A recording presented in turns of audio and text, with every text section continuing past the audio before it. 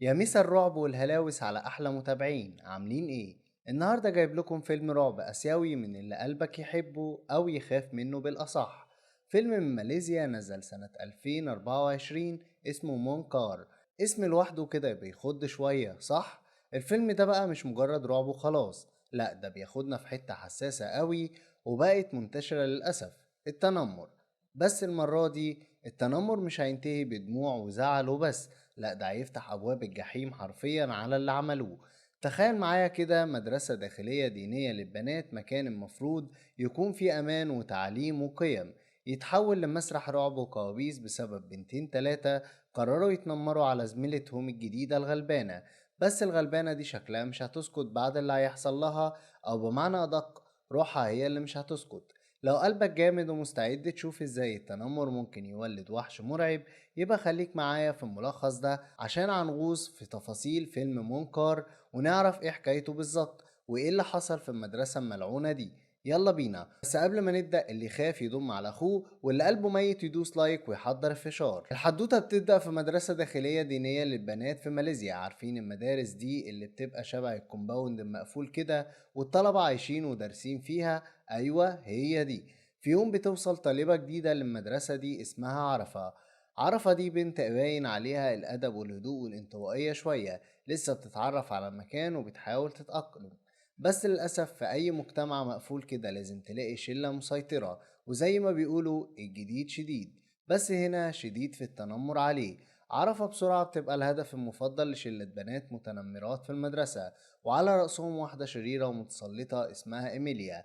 إيميليا دي بقى هي الكابوس بتاع المدرسة، شخصية مؤذية لأبعد حدود وشايفة نفسها أحسن من الكل.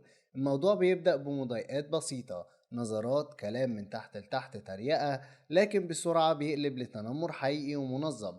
تخيلوا عرفة المسكينة دي بتتعرض لإيه: إهانة وشتيمة طول الوقت، كلام يسم البدن وتقليل منها ومن شكلها أو طريقة كلامها، عزلة متعمدة، محدش بيتكلم معاها، ولو حد حاول يقرب منها الشلة دي بتبهدله هو كمان. سرقة وتخريب حاجتها، ممكن ياخدوا كتابها، يقطعوا هدومها، يرموا أكلها. تنمر جسدي، ممكن يوصل الموضوع لزق، ضرب خفيف، أو مواقف تسبب لها أذى جسدي مقصود.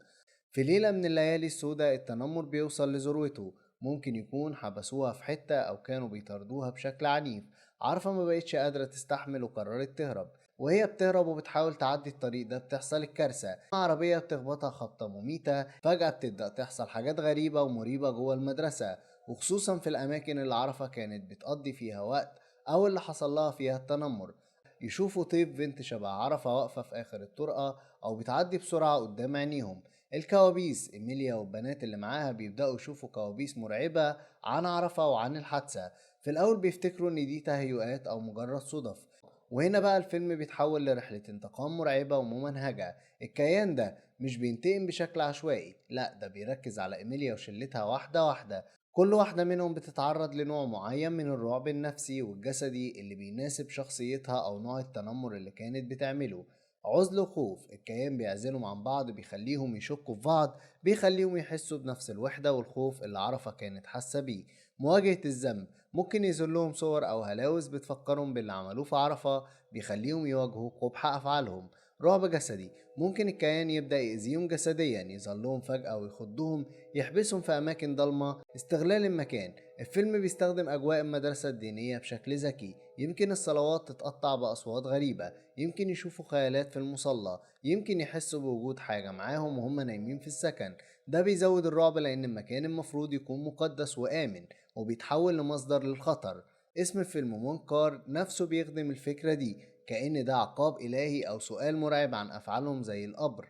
البنات بيعيشوا في جحيم حقيقي، بيحاولوا يهربوا من المدرسة، بيحاولوا يستنجدوا بحد، بيحاولوا يقروا قرآن أو يصلوا عشان يطردوا الكيان ده، لكن مفيش فايدة. الكيان أقوى ومصمم على الانتقام. الفيلم غالبا بينتهي نهاية مأساوية للمتنمرات دول.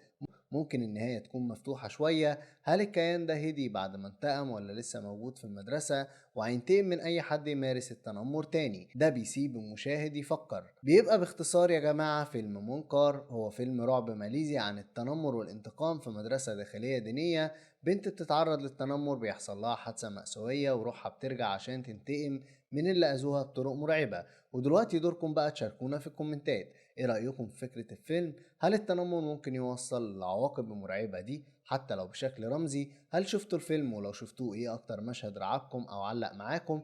تفتكروا استخدام البيئة الدينية في افلام الرعب بيزود من قوته ولا لأ؟